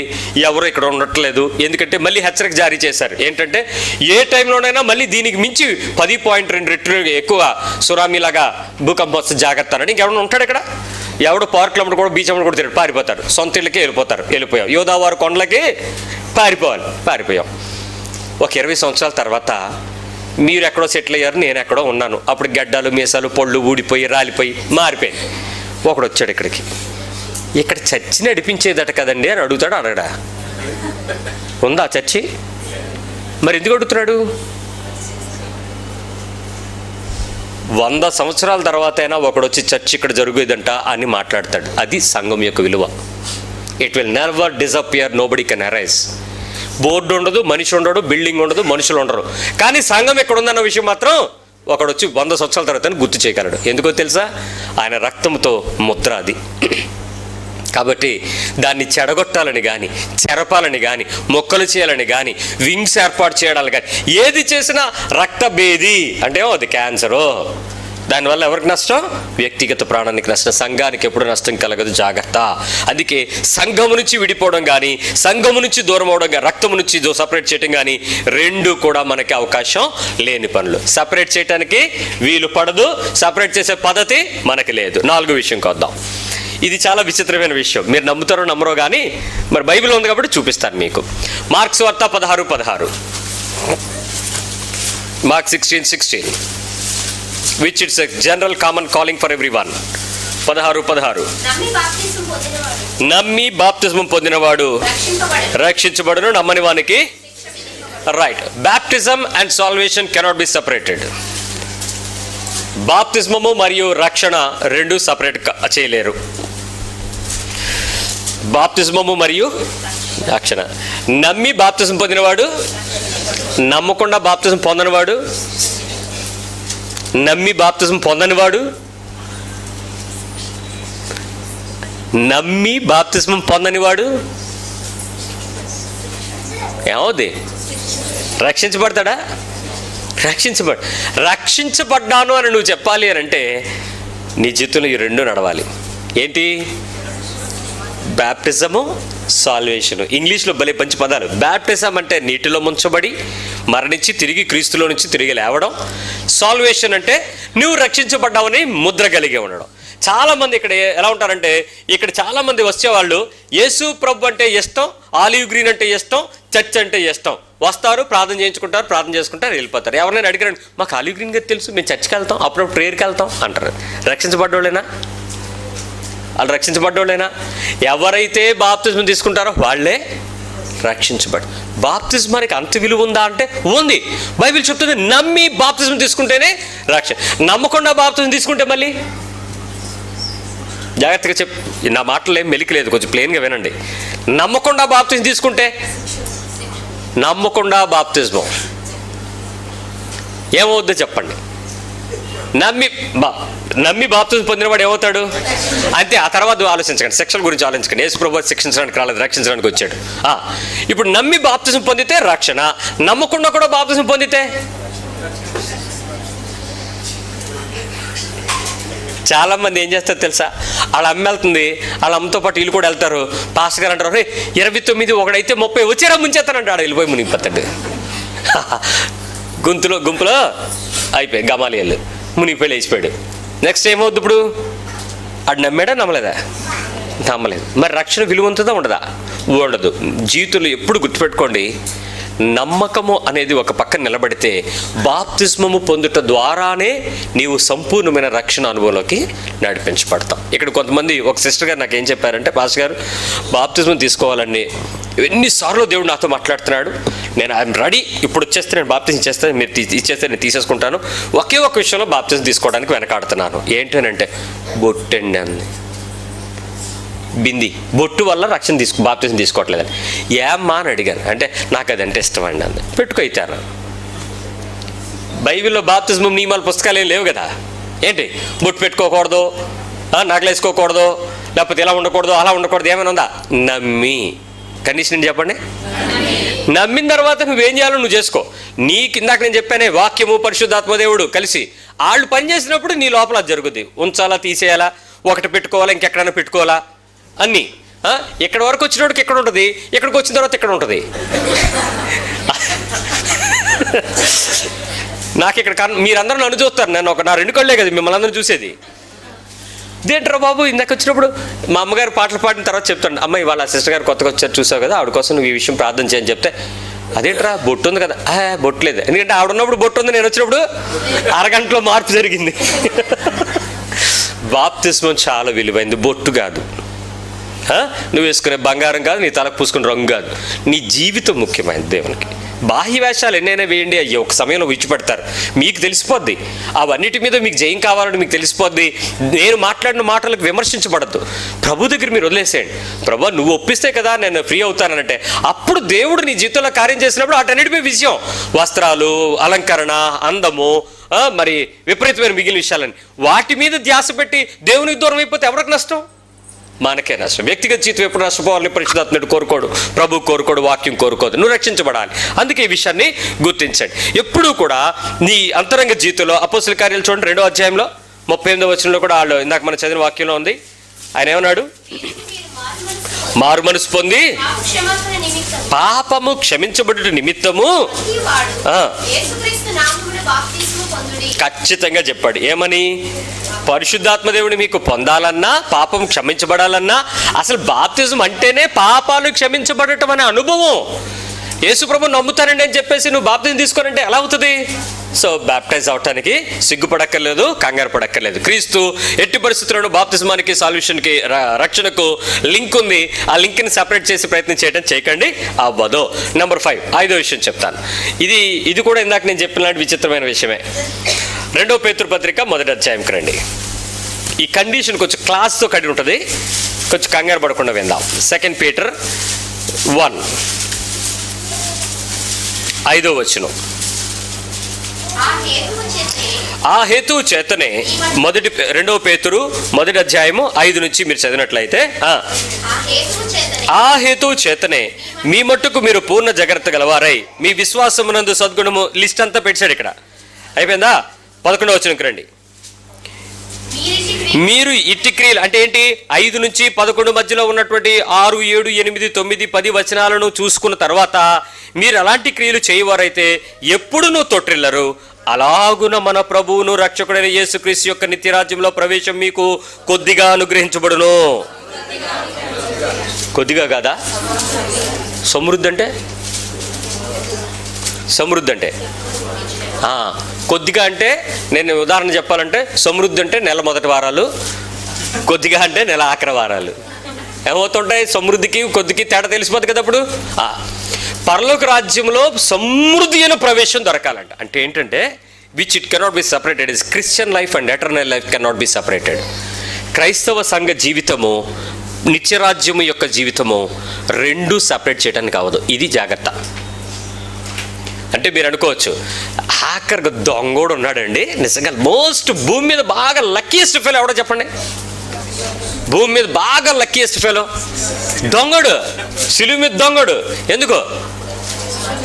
అప్పటి వరకు ఆడికి నచ్చినట్టు బతికాడు, నచ్చినట్టు తిన్నాడు, నచ్చినట్టు తిరిగాడు, నచ్చినట్టు అనిపించాడు, ఆడి జీళ్ళు తృప్తిపరుచుకున్నాడు, థ్రిల్లు చూశాడు. అసలు గొప్ప ఫేమ్ ఆడంటే ఎంతమందికి హడలో కదా. ఆడంటే రాజకీయ నాయకుల కన్నా మించిన పేరు దొంగోడుకు ఉంటుంది. ఎందుకు? ఆడి పేరంటే రాత్రులు పహరా కాస్తారు. మొన్న రాత్రి నేను చర్చికి వెళ్తున్నప్పుడు 12:30 అయింది. ఆ దారిలో పోలీసు వాళ్ళు బైక్ ఆపారు. ఇదేంటి ఇంత రాత్రి పూట సడన్గా పోలీసులు వచ్చారని చెప్పి విండో తీశాను. సార్ ఎక్కడి నుంచి వస్తున్నారు అన్నాడు. ఏం తమ్ముడు బాగున్నావా అన్నానంటే, చూసి పాస్టర్ గారు మీరా అన్నాడా. ఏంటి అర్ధరాత్రి బీట్ ఏంట్రా మీరు అన్నాడు. అంటే ఒకడు ఉన్నాడు కదా సార్, ఆడి కోసం అనండి. ఇంతకీ ఆడి పేరేంటి తెలుసా? జకరియా. మా పక్క ఊర్లోనే ఉంటాడు. HIV ఉంది ఆడికి. వాళ్ళ భార్య ఇద్దరు దొంగతనాలు చేస్తారు, క్లాస్గా దొంగతనం చేస్తారు. పోలీసు వాళ్ళు వాళ్ళు బయటికి వెళ్ళకుండా కాపలా కాస్తారు. వాళ్ళిద్దరికి HIV ఉంది, వాళ్ళిద్దరు ఊర్లోకి వచ్చారంటే వాళ్ళు బయటికి వెళ్ళారంటే అవుట్. ఆ రాత్రి కనీసం 100 తులాలు కొట్టేస్తారు. చాలా తెలివైన భార్య భర్తలు ఇద్దరు. అలాంటి జబ్బు ఉన్న వాళ్ళకి జకరియా ఊర్లో ఉన్నాడని అందుకు వచ్చామండి అన్నాడు. దేవుని స్తోత్రం, మీరు వెళ్ళిపోండి భాష గారు. పోలీసు వాళ్ళు ఎవరికి కాపలా? అలాంటి దొంగోడు సిలువ మీద ఉన్నాడు దొంగోడు. అంత దొంగోడు టక్కన దూరిపెడింతే. ఎక్కడికి? మనం కూడా అలాగే ఎంజాయ్ చేసి ఆనందించి తృప్తి పొంది లాస్ట్లో చచ్చిపోయే ముందు నాలంటి ఎవడో పాస్టర్ని తీసుకొస్తే ఆడి చెవులో ఊతాడు. కుడి చెవు ఆడడం చెవా, మొన్న అది కూడా డిస్కషన్ అయింది. చచ్చిపోయేటప్పుడు ఏ చెవులో చెప్పాలి పాస్టర్ గారు అని ఒక పాస్టర్ గారు ఫోన్ చేశాడు. బుర్రం అసలు నీకు బతుకున్నప్పుడు చెప్పకుండా చచ్చిపోయినప్పుడు చెప్తావా? వాడికి దినం లేదు, కాలం లేదు. ఇప్పుడు వెళ్ళిపోయి చెవులో ఊదేస్తే ఆడు రక్షణ పోతాడా? అది పిలిచిన దానికి ఉండాలి బుద్ధి, నీకు ఉండాలి చెప్పడానికి వెళ్ళినందుకు. నీ జీవితం అంతా కోల్పోయి ఆఖరి నిమిషంలో నువ్వు వెళ్తావు డిసైడ్. నీ చెవులో చెప్పే వాటి మీద ఏమి జరగదు. ఆలోచించండి. నిజమైన విశ్వాసి జీవితంలో ఆ రక్షణ యొక్క ప్రణాళిక దొంగోళ్ళగా లాస్ట్లో దూరిపోతామంటే లక్కీయెస్ట్ ఫెలో కాదు, ఈజ్ ద మోస్ట్ ప్రపంచంలో ఉన్న అందరి మానవాళి కన్నా దుఃఖపడిన జీవితం కలిగిన వ్యక్తి దొంగోడండి. మీరు సిలువలో వాడన్న మాటలు మీరు చూస్తే మీ జీవితంలో కూడా మీరంత పాపం చేశారని ఎప్పుడు ఒప్పుకొని ఉండరు. వాడు ఏమన్నాడు తెలుసా? మనకిది తగినదే, అతడు నీతిమంతుడు, ఇంత చేస్తున్నా కూడా నువ్వు భయపడవా అని అడుగుతున్నాడు. మనకిది తగినదే, మనకి శిక్ష న్యాయమైనదే. ఈ దొంగోడు మాటలు ఎక్కువ రికార్డ్ చేయలేదు, కానీ ఆ టైంలో మరణ వాంగ్మూలం చాలా ఎక్కువ చెప్తారండి. ఆడెంత ఏడ్చుంటాడో తెలుసా యేసుప్రభు సిలువను చూసి, ఆ దొంగతనం చేసిన పశ్చాత్తాపాన్ని చూసి. యేసుప్రభు బ్రతుకునేటప్పుడు దొంగోడు కూడా అదే కాలంలో బతుకున్నప్పుడు ఆయన బోధలు విని ప్రజలందరూ వెళ్తా ఉంటే ఈడెన్నిళ్ళు దొంగతనం చేశాడు. రాత్రులు పగలు వీళ్ళందరూ ఎక్కడుండేవారు? జనమంతా కొండల్లోనూ ఆ చెరువుడ్లని ఆ తోటలోనూ ఉంటే మనోడు ఎక్కడ ఉంటాడు? వీడు కొంపలమ్మటి ఉంటాడు. ఆ యేసు ప్రభు ఎక్కడ బోధ చేస్తే ఆ ఊర్లో దొంగతనాలు జరిగేవాట. వీడని అన్నీ ఒప్పుకొని ఉంటాడు. నువ్వు అనుకుంటున్నావేమో అంత లక్కీయెస్ట్ ఫెలో కాదు. కానీ క్రైస్తవ జీవితం జీవించేటప్పుడు ఈ భూమి మీద all the life it gives you eternal life. భూమి మీద జీవితమే నీకు పరలోకపు జీవితంకి ఇస్తుంది. ఇది వేరు అది వేరు కాదు. ఇక్కడ నువ్వు ఎలాగైనా జీవించి లాస్ట్ మినిట్లో పాస్టర్ గారు ప్రభువా అనేసావు అనుకోండి, yellow. Earthly life is most equal and important to heavenly life. ఇప్పుడు ఆలోచించుకోండి, భూమి మీద నిజంగా మనం దేవుని కోసం బతుకుతున్నారా? దేవుడిని అడ్డం పెట్టుకుని మీకోసం బతుకుతున్నారా? ఎవరి కోసం బతుకుతున్నాం? దేవుడిని వాడుకుంటున్నామా? దేవునికి వాడబడమని మనం అప్పగించుకుంటున్నామా? ఏం చేస్తున్నాం? ప్రతిసారి దేవుడిని వాడించుకోవడమే. ఎవరి దగ్గర దేవుడు ఎక్కువ బాగా పనిచేస్తాడో ఆడి దగ్గరికి వెళ్ళిపోవడమే. ఆ పాస్టర్ గారి దగ్గర దయ్యాలు వదిలిపోతాయంటే ఆ దగ్గరికి వెళ్తాం. ఆయన దగ్గరికి వెళ్తే డబ్బులు, పర్సులో డబ్బులు డబుల్ అయిపోతాయండి. మన చర్చ నుంచి ఒక ఆవిడ వెళ్ళింది. ఆవిడ వచ్చింది, ఇంత పెద్ద పర్సు పట్టుకొచ్చింది. ఏమ్మా రాజమండ్రిలో వచ్చారండి. ఎందుకమ్మా? బాగా అప్పులండి నేను. అయితే ఏం చేశాడు? డబ్బులు పట్టుకుని రండి, మీరు 50,000 తెస్తే అది 1,00,000 అవుద్ది అన్నాడు. నిజమేనంట. ఏమన్నారు నవీన్ గారు? మీరే చూస్తుంటారు. అయిపోయినాయా? సాక్ష్యాలు చెప్తున్నారా? రికార్డులు వస్తున్నాయా? టీవీలో పెట్టండి బాగా, ఇంటర్నెట్లో. ఈవిడ పట్టుకెళ్ళింది 50,000. రిటర్న్ వచ్చేటప్పుడు ఆ పాస్టర్ గారు ప్రార్థన చేశారు. అద్భుతం జరిగింది. లెక్కేసుకుంది ఆవిడ. 1,00,000 రూపాయలు మారిపోయినాయి. ఎంత ఆనందంగా ట్రైన్లో వస్తుంది. మంచినీళ్ళు తాగుదామని బాటిల్ తీసుకుందంట. తెల్లాలు ఇస్తాడు రాయగడలో ఉంది. ఆ బాటిల్ పక్కోడు ఇచ్చాడు. ఈవిడ బాటిల్ ఆడు తీసుకున్నాడు, మందు కలిపి నీళ్ళు ఇడికిచ్చాడు. ఈవిడ తాగి పడుకుంది. ఒరిజినల్ 50,000 పోయినాయి, దేవుడిచ్చిన 50,000 పోయినాయి. 3 రోజుల తర్వాత అక్కడ హాస్పిటల్ అడ్మిట్ చేస్తే జనరల్ హాస్పిటల్లో ఎప్పుడో మెలకు వచ్చి ఏంటి ఇక్కడ ఉన్నానందంట. అప్పుడు అడ్రస్ చెప్తే వెనక్కి పంపించారు ట్రైన్ ఇచ్చి. అర్థం చేసుకోండి, నిజంగా దేవుడు ఎలాంటివి చేస్తాడో భూమి మీద నువ్వు జీవించే జీవితాన్ని బట్టే పరలోకానికి తీసుకెళ్తాడు. అంతేగాని ఆశీర్వాదాలు ఇచ్చే పలానా పాస్టర్ దగ్గర పలానా దగ్గర సమృద్ధి అనే జీవం కొట్టేద్దాం అనుకుంటే నిజానికి భూమి మీద మిమ్మల్ని అందరినీ ఆశీర్వదించగలిగే దొంగ బోధకులు, దొంగ పాస్టర్లు కడవరి కాలంలో వచ్చేస్తారు. పరలోకంకి వాగ్దానం చేసిన క్రీస్తు నుంచి దూరం చేసేస్తారు. The only eternal life is equal and important as earthly life. భూమి మీద ఉన్నటువంటి క్రైస్తవ జీవితమే పరలోకంలోనికి తీసుకుని వెళ్ళే జీవితం. పరలోకపు జీవితాన్ని నుంచి భూమి మీద ఉన్న జీవితం వేరు చేయలేము. భూమి మీద ఉన్న జీవితం నుంచి పరలోక జీవితాన్ని వేరుగా చూడలేము. సో ఎటర్నల్ లైఫ్ నీకు కావాలి అంటే ఎర్త్లీ లైఫ్ ఎలా ఉండాలి? ఉండాలక్కర్లేదా? భూ సంబంధమైన జీవితం లేకుండా ఆత్మ సంబంధమైన జీవితం దొరికేద్ది అనుకున్నావా? దొరకదు. భూమి మీద నీ క్రైస్తవ జీవితం ఖచ్చితమైన వాక్యానుసారమైన స్థిరమైన ఆత్మానుసారమైనది కాకపోతే సమృద్ధి అయిన ప్రవేశం నీకు పరలోకంలో దొరకదు. సమృద్ధి దొరకదు అంటే ఏం దొరుకుద్ది అని అర్థం? ఫుల్గా దొరకదు కానీ ఏదో దొరుకుద్దంట. అంటే అప్పుడు ఎలా ఉంటుంది? ఎలా ఉంటుందో చెప్పరా? ఇక్కడ మిమ్మల్ని కూర్చోబెట్టిన తర్వాత మీరు ఎవరైనా ఈ వారం రోజులు మీరు ఏ బాధ పడక్కర్లేదు, పాస్టర్ గారు మీతో ఉంటారు, మీరు పాస్టర్ గారితో ఉండొచ్చు అంటే మీకు ఎంత సంతోషంగా ఉంటుంది? అంటే తప్పులు చూడటం గురించి కాదులేండి, ఉండడం గురించి. హ్యాపీగా ఉంటారా లేదా? లేదు పాస్టర్ గారు ఎప్పుడు వస్తారో తెలియదు, ఎప్పుడు వెళ్తారో తెలియదు, ఒకవేళ ఎప్పుడైనా వచ్చిన కింద నుంచి మీరు ఆ మెట్ల దగ్గర దూరం నుంచి ఇలా చూడడమే అన్నారు అనుకోండి. ఏది మీకు సమృద్ధి అని ప్రవేశం? ఆయనతో ఉండడమా, ఆయన చూడడమా? యేసుక్రీస్తుతో ఉండడం సమృద్ధి అనే ప్రవేశం. ఎక్కడో పెవిలియన్లో 6 కొట్టాడో తెలియదు, 4 కొట్టాడో తెలియదు, అందరూ ఓ అంటే ఈడు ఓ అంటాడు. ఆ స్టేడియం మీద ఉంటాడు ఈడు. అక్కడెక్కడో ఉన్న విఐపి బాక్స్ ఎక్కడ, నువ్వెక్కడ? యేసుక్రీస్తు దగ్గరగా ఉండడం వేరు, ఎక్కడో యేసుప్రభుని చూసి యేసుప్రభు ఉన్నాడంట అనుకోవడం వేరు. దొరుకుతుంది ప్రవేశం, సమృద్ధిగా దొరకదు. జాగ్రత్త. రాజుగారి ఇంట్లో కొడుకు వెళ్ళినట్టు పనివాడు వెళ్తాడా? సమృద్ధి అయిన ప్రవేశం కుమారులు వెళ్తారు, జాగ్రత్త. తన ఇంటి వారు వెళ్తారు, జాగ్రత్త. తన కొరకు ప్రయాసపడిన వారు వెళ్తారు, జాగ్రత్త. తన కొరకు జీవించిన వారు వెళ్తారు, జాగ్రత్త. తన నామమున పేరు పెట్టినటువంటి ప్రజలు అక్కడికి వెళ్తారు, యేసుక్రీస్తు దగ్గర. సమృద్ధి అయిన ప్రవేశం, it cannot be separated. Last ఒక విషయం చెప్పి నేను ముగిస్తాను. Salvation and time. 2 కొరింథీ పత్రిక 6వ అధ్యాయము 2వ వచనం. 2 Corinthians 6:2. కొరింథీయులకు రాసిన 2వ పత్రిక 6వ అధ్యాయము 2వ వచనం. అనుకూల సమయమందు నీ మొర ఆలకించుతుని, రక్షణ దినమందు నిన్ను ఆదుకొంటిని. ఏంటండి?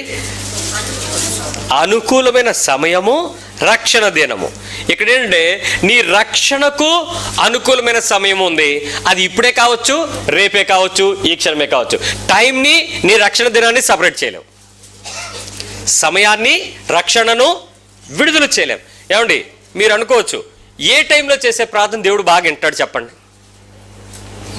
నేను మీకు టైం చెప్తున్నాను. రాత్రి 12, రాత్రి 1 గంట, 2, 3, 4, పొద్దున్న 4, 5, 6, తెల్లవారిపోయిన తర్వాత 7, 8, 9, 10, 11, 12, మళ్ళీ మధ్యాహ్నం 1 గంట, 2 గంటలు, 3 గంటలు, 4 గంటలు, 5, 6, 7, 8, 9, 10, రాత్రి 11, 12. ఏ గంటలో దేవుడు ఎక్కువ ప్రార్థన వింటాడు?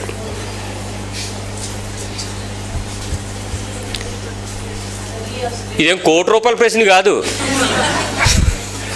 ఏంటి అంత ఆలోచించి బెగబట్టి ఏ టైము అని. అది ఒక టైం వచ్చింది, తెల్లవారు 3. మహేశం గారు ఎప్పుడు వింటారు ప్రార్థన అంది.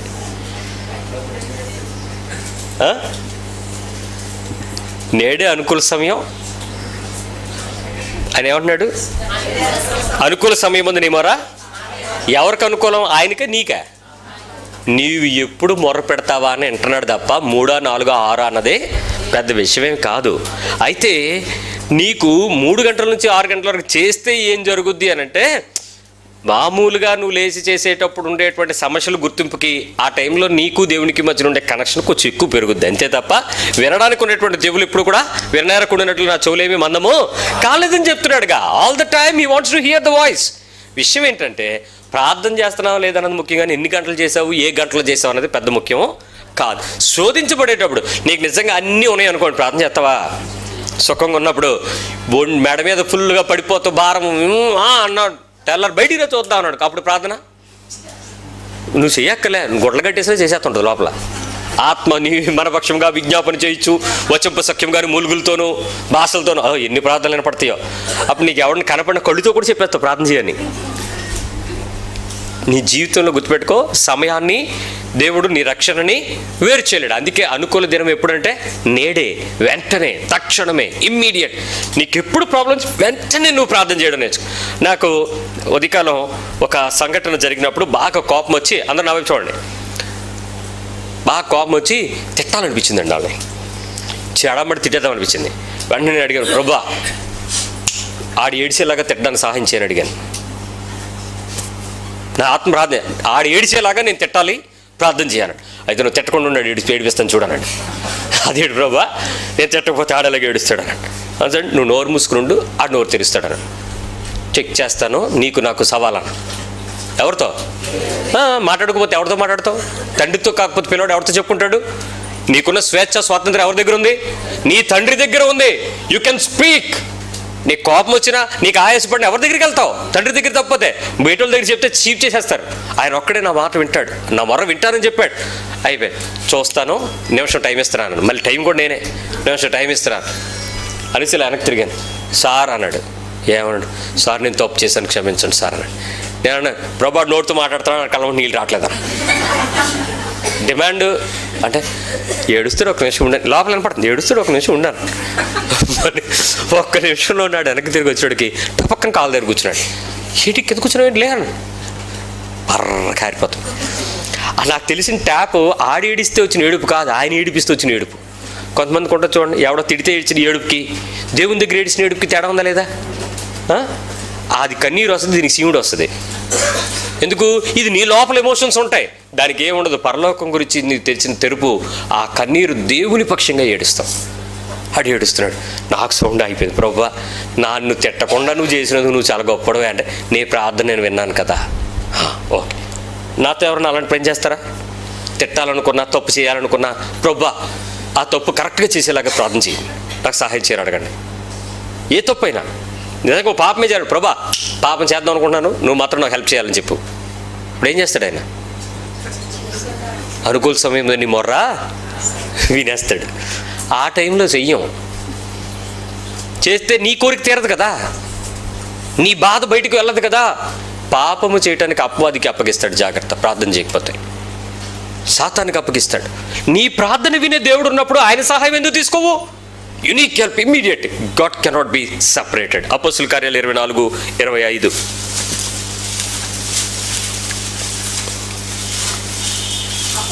అప్పుడు అతడు నీతిని గూర్చి, ఆశా నిగ్రహం గూర్చి, రాబోవు విమర్శను గూర్చి ప్రసంగించుచుండగా ఫెలిక్స్ మిగుల భయపడి, ఇప్పటికి వెళ్ళము, నాకు సమయం నిన్ను, నాకు టైం ఉంటే మళ్ళీ నేను ఏం చేస్తాను?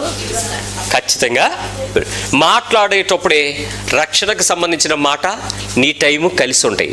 మీరు ఎవరితో మాట్లాడినా కూడా, మీ చుట్టుపక్కల కానీ బంధువులతో కానీ సువార్త చెప్పినా కూడా, base on your time as the help of the God. నువ్వు మాట్లాడే ఆ ఒక్క మాట ఆ సమయంలో సరి అయిన మాట, సరి అయిన సందర్భం, సరి అయిన సమయం, రక్షణ సమయం. అంతేగాని రోజు ఇంటిని దర్శించేసి వచ్చేస్తా ఉంటే ఎన్నిసార్లు వెళ్ళినా ఆవిడ నమ్మదండి అంటే ఎందుకు నమ్ముద్దు? నువ్వు రైట్ టైంలో వెళ్ళవేటి? నీకు టైం ఉందని వెళ్ళావు. దేవుని టైం అడుగు. Seek for the God's time. It's appointed time, the salvation. It cannot be separated. మర్చిపోలేవు, విడుదల చేయలేవు. రక్షణకు సమయానికి లింకప్ ఉంది. ఆ అనుకూల సమయంలోనే వాళ్ళని రక్షించుకుంటాడు. దానికి నువ్వు కారణం కావచ్చు, నువ్వు అనుభవించవచ్చు. ఏ పరిస్థితి అయినా నిన్ను రక్షించటం దేవుని వశంలో ఉంది. నీ సమయము దేవునికి అప్పగించుకుని ఆయన సమయంలో నువ్వు నిర్ణయం తీసుకుని ఆయన పక్షంగా నువ్వు ఏ పని చేయడానికి సిద్ధపడినా నీ రక్షణ కార్యము పర్ఫెక్ట్గా చేస్తాడు.